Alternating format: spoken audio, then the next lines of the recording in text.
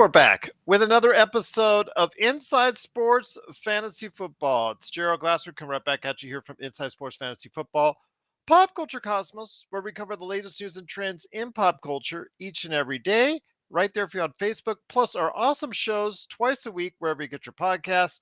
The Lakers Fast Break, which covers the NBA, and right now the NBA playoffs ready. Los Angeles Lakers, who as of this recording are up 1-0 on the Golden State Warriors. So if you want the latest news and trends, if the NBA playoffs and also as well, of course, the Los Angeles Lakers, look no further than the Lakers Fast Break and Game Source. Everybody, thanks so much for joining us. Please go ahead, like and subscribe if you can. It is truly appreciated. Plus, also as well, go ahead and check out the Dom-ination Sports Nation. They cover the sports world like no other. Chris and Dom are out there. They're checking out the sports scene as only they see it. So go ahead and check it out today where you get your podcast. And if you can support all of that, it is sincerely appreciated. Well, I told you we'd be back a little bit after the NFL draft to go ahead and gauge the winners and losers. Plus, finally, after much drama, drawn out, just soap opera type stuff, finally, Aaron Rodgers is a New York Jet. But do we care? And most importantly, do fantasy football owners care? We'll talk about that on the show as well. But here's the man indeed, one half of the amazing duo behind the Dom-ination Sports Nation. It is Chris Ardieri. And Chris, great to be back in the saddle with you, my friend. Great to be back. Feels like old times all over again, right? Absolutely. We're doing spot shows here during the summer break. So looking forward to a little bit more here down the road here with you until we get to the nitty gritty of everybody starting to lay out their plans and we give them advice like no one else on fantasy football. So looking forward to that as we ease back into a new football season. But it officially starts mostly on the, I guess what you could say is the free agency that goes through. And then obviously the big days are the NFL draft, the drawn out 4-day extravaganza that the NFL loves to go ahead and put on, which only NFL fans can support and love. Your thoughts, though, my friend? I've seen varying accounts on some winners, some right in the middle, but one team overall has been deemed the absolute loser of the NFL draft. Well, I would say one of the losers has to be the Jets in the sense that they're just surrounding Aaron Rodgers with all ex-Packers. And if Rodgers plays, what is it, something like 2/3 of the snaps this year, they're going to forfeit a first-round pick next year. So I almost feel like the Jets, I know they picked a linebacker and things like that, but really, what have they done to improve their team? They're in a tough division. The Bills are perennial contenders. The Dolphins are a playoff team and improved. So I'm not going to sit here and say this pick worked, this didn't, because no one can, not even the great Mel Kiper, even though he thinks he can, right? But I think in the big picture, they're the complete opposite of a team that I think is a winner, not only for what they did in the draft, but what they did in a trade too, which is the Philadelphia Eagles. They're assembling a defensive side of the ball that's basically a Georgia Bulldogs reunion committee. Jalen Carter, for all his faults off the field, I think is a great pick for them. He fell to them at one point Yes. during the beginning of the offseason. He was possibly a top 3 pick. Some boards had him as high as number 1. They get Nolan Smith, another stud defensive lineman. And then they trade with the Lions for DeAndre Swift, who fantasy owners, and yours truly included, have had feast or famine years with him, but I think he's a good replacement for the departed Miles Sanders at a fraction of the price. So when you look at a draft, you got to look at the big picture. Like you said, the draft really starts with free agency and then the offseason goes from there. And that's how you piece your team together. So from a pick by pick standpoint, look, I know a lot of people thought the Lions reached on some picks considering they had multiple number ones. The Patriots, Belichick tends to do this smartest guy in the room routine.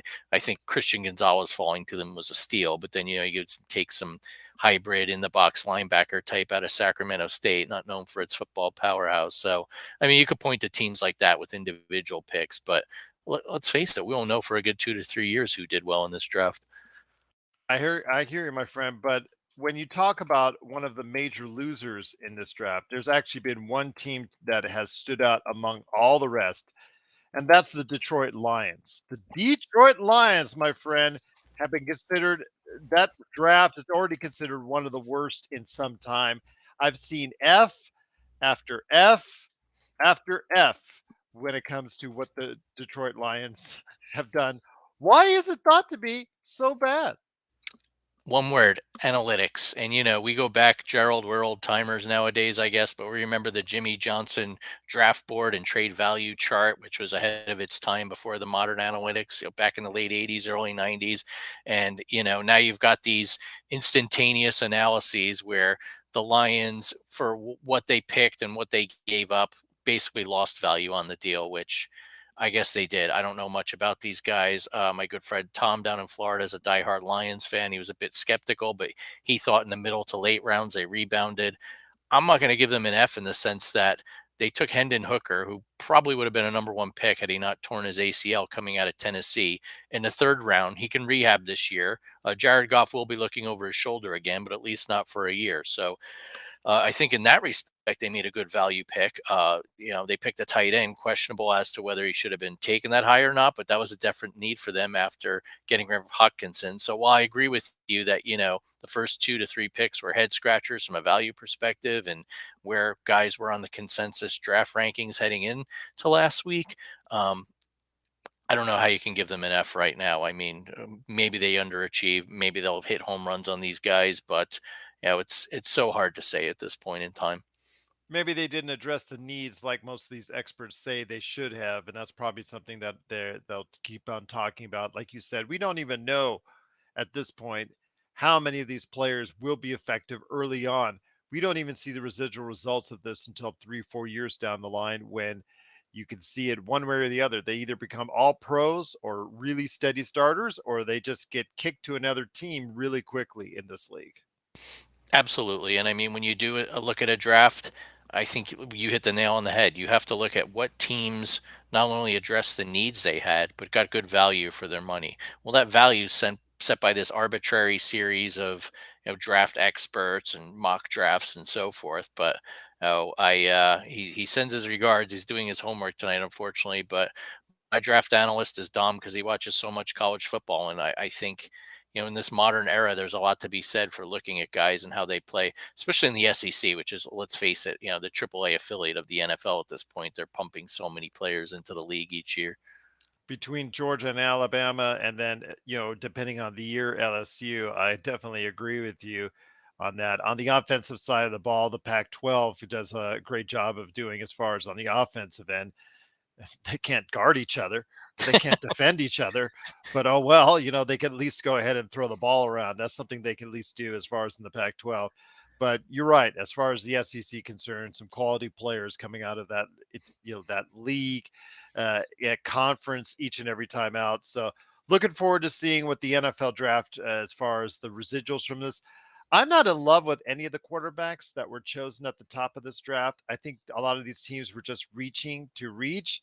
These to me weren't in many cases transcendent quarterbacks. It just seemed like, okay, we need a quarterback. We have to get a quarterback. I think for some of these teams at the top of this year's draft, I really have a feeling that some will have regretted that choice 2, 3 years down the line. I think so too. And that's where I think teams like the Arizona Cardinals, even though they have Kyler Murray, there's always this talk this new GM inherited him and he may look to dump him at some point. But the fact that they traded down to stockpile picks for next year tells you we know we're not going to be good. We're in the Caleb Williams sweepstakes. If we're not, there are a couple other QBs that are coming out next year that we feel much higher on than And this worst comes to class. worst, Kyler Murray comes back and he plays like he did the previous season. Yep. And he lobbied for an offensive lineman and he got one out of Ohio State. So good for them. But, even teams like the Rams with Stafford, I don't think he's going to be around much longer. I know they took Stetson Bennett, but, that's more of a middle round, maybe develop the guy into an NFL backup pick or, the Packers with, they've got Jordan Love and they restructured his contract. But you got to figure teams like that are going to be in the market for a QB next year too. So they're sitting tight. They'll just deal with it for one year. And then, too, like I like certain aspects of some of these quarterbacks, but you've got to be in the right situation. Bryce Young, I wish he was a little bigger, but besides that, we've had the Wilsons and Drew Brees of the world who are 6 foot or lower that have had great careers. My problem with him is Carolina traded out their best wide receiver and draft picks, so he doesn't have a heck of a lot of talent around him on the offensive side of the ball. He's got a good line, but that would worry me too, year one.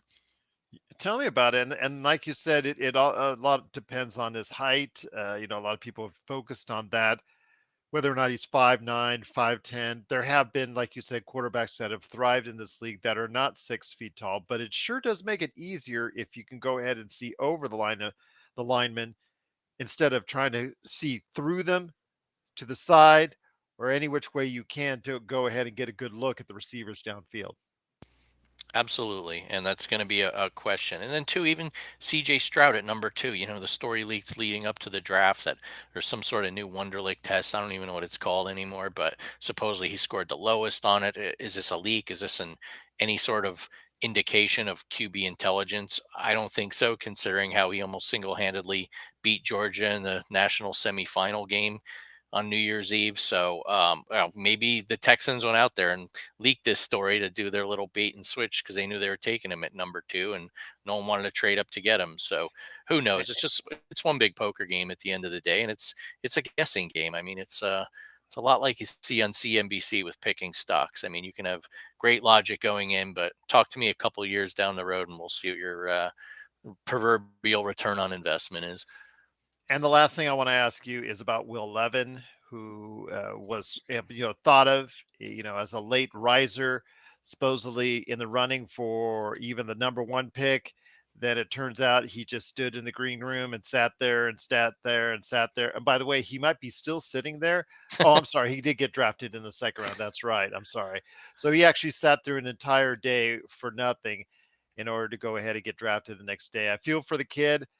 You think that what you've seen and what your expert Dom has said in regards to him, do you think this is going to be a great opportunity for him now, or do you think that it was deserved to be in that spot and you don't see a great future for him in the quarterback spot? We think it's a combo of both. I know he had a rough senior year, didn't have the talent around him he did his junior year at Kentucky. But that said, I think there was a lot of hype around him, and the narrative coming out of the combine from day one of the QB workouts is, oh, this is a great group, and who's 1 through 4, and anyone can go in the top five. There's just a lot of, like, I want to say manufactured drama Well, around it. Richardson from Florida got picked in the top 10, and he's only had 13 games, I think, on the Yep, college platform. exactly. And let's face it, he's a freak of nature. He's a physical specimen. He looked Mhm. great in his workouts, but how do we know his body of work even, right? So big risk there if you ask me for the Colts. But on the flip side, I think with Levis, he goes to Tennessee. Ryan Tannehill's basically there for one more year. He can learn from him and not going to get thrown to the wolves like last year's pick that they had, Malik Wills, who does not look like an NFL quarterback. And kudos to the Titans for realizing that now and getting some value in number two and not have to pay at number one prices. Last thing we'll cover, my friend, on this quick episode of Inside Sports Fantasy Football. Again, we'll have a couple more episodes here and there that will sprinkle in over the course of the summer as we lead into another great season of fantasy football. Want to get you prepped up? Well, believe me, we'll give you plenty of time with great episodes that'll get you prepped up for the season ahead. But for right now, my friend, I want to leave you with Aaron Rodgers once again. We'll touch on that. I mean, I've been a big supporter of Rodgers as far as from a fantasy, yes, ever since you and I started speaking to each other, ever since we started the show. You and I have talked at long about Aaron Rodgers being undervalued in a lot of times. I think the season in 2018 and 2019 when he was touchdown interception ratio of 26-4. I thought that was a pretty good season. People were saying, "Oh, he's on the decline." Blah, blah, blah, blah, blah. Then he pulls out the MVP season the next season where it's 48-5. He follows that up at 38 with a 37-4 tilt. And then now his latest season is back down to 26-12. Your thoughts? Does this man at 40 have anything left? He might, but I think he's in the wrong place at the wrong time to do it. I don't know if his old offensive coordinator, former Broncos coach, Nat Hackett, is the right man for the job. I know they have a good reputation, but judging by what he did in Denver, we do know he's not head coaching material. So hopefully he could spark Rodgers' career in the right direction for one more go round.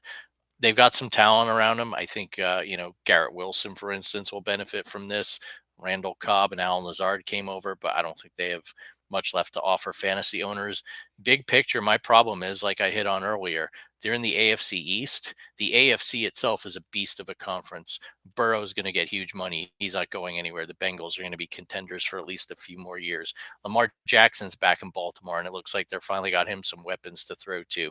Um, Within his own division. I mean, I guess the Patriots are cellar dwellers. It'll be between them and the Jets. You just don't know. At least Mac Jones has a legit offensive coordinator and Bill O'Brien. So I don't think the Pats can be any worse. And there's only And three there's wild that card spots. and there's that team in Buffalo too as well. They're the favorites. And, Miami without Tua went toe to toe with them in the playoffs and nearly beat them. And if Tua, unfortunately, if his career has to end or he gets one more concussion, um, they've got White, the old Jets backup, as their backup quarterback, and I'll take him any day over Teddy Bridgewater. Now, is he going to win them a Super Bowl? No, but they have so many pieces, especially now with Jalen Ramsey trading for him from the Rams. The defensive backfield even got stronger in Miami, so they're a well-rounded team too. Well, I'll tell you what, Chris, you provide such deep insight. Can't wait to get you and Dom back on the show. You tell me when is the strategic time. We'll go ahead and discuss it over the months ahead of when to go ahead and get shows back on the air to try and start sprinkling them out to fantasy football owners out there. I know a lot of people will be excited to go ahead and get in that realm. Any last thoughts before we head on out?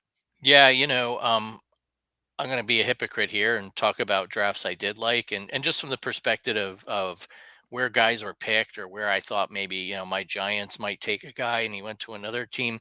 I really like what the Seahawks did with two number one picks. They get Devin Witherspoon, one of the top ranked cornerbacks out of Illinois. Then they turn around and get one of the top wide receivers out of Ohio State, Jackson Smith and Jigba.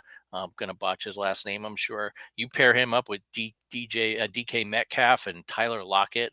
I think Geno Smith's got some weapons. They took a running back later on out of UCLA, Charbonneau. I mean, that'll help. I know Ken Walker was a rookie of the year candidate. I'm high on him, but you always need running backs in the NFL. And I just feel like the Seahawks are one of those teams. They address their needs. They're going to have two lockdown corners. And, some people, even Louis Riddick on ESPN said this team could be the favorite in the NFC West, which would have been preposterous this time a year ago. Also like what the Steelers did. They got a Georgia offensive lineman, Broderick Jones, also a Georgia tight end. Darnell Washington, and then the guy I kind of wanted the Giants to get, ironically, former Steeler Joey Porter, his son Joey Porter Jr. Steelers sat tight at the first pick of the second round, waited for him, addressed the need in the secondary. So, again, I don't know anything, Gerald, but those are just things that stick out to me, having watched football and watching the bowl games most recently in January, and I like what those teams did. Once again, it's Inside Sports Fantasy Football. Go ahead and catch it here whenever you can, wherever you get your podcasts, either or. Go ahead, subscribe to the Pop Culture Cosmos on YouTube, which will get you the latest notifications. So when we go live on the air with Inside Sports Fantasy Football, my friend, your show with that you do with your awesome son Dom, the Dom-ination Sports Nation. Anything coming up in the not too distant future for you guys on that realm? Yeah, absolutely. I've got a busy son with one high school season ending for track and spring football practice starting. I think, as believe it or not, he's going to be finishing up his school year. Finals are around the corner, so we're going to have some more time to do shows. Heard some whispers that he wants to have a certain NBA podcaster slash influencer on. So hint, hint, keep an eye out on your inbox. I know he's got plenty to say about that. He was passionately watching the Warriors Kings series and then game one of Warriors Lakers last night. So was Maybe I. yeah, I had a hunch you were. I think you did a show or something, but I'm Yep. not quite sure. I'll let you plug that. But no, and then too, I mean, even it's weird for Dom to see the Knicks win a playoff series. I'm like, Dom, you were so little last time it happened, you probably wouldn't even remembered it. I barely remembered it myself. So we got multiple teams to watch here at the same time. So nice to have some basketball to talk about. That'll be on the docket. Absolutely. Just send me the invite. I'll be glad to go ahead and talk Lakers. It's great that I am talking Lakers here in early May. If you would have asked me when the Lakers were 2-10, if I would be talking about them still in May, I said yes, but I wouldn't be talking them in nice terms. But I am actually now. They've actually played very well, and we'll see what happens as far as the rest of their playoff series against the Warriors. But I'm looking forward to it. And if you want to go ahead and check out my thoughts each and every time out, we have a ton of shows waiting for you at the Lakers Fast Break. But again, if you're into fantasy football, there's no better place to go than Inside Sports Fantasy Football for all your sports coverage. Just go ahead and check out the Dom-ination Sports Nation. All these places are great to go ahead and check out wherever you get your podcasts. So for Chris Sardieri, it's Gerald Glassford. Thanks so much for watching and listening. Go ahead and like and subscribe if you can. And if you do, it's much appreciated. But we'll be back again, sprinkling shows over the summer as only we can, getting you prepped up for another football season right here at Inside Sports Fantasy Football.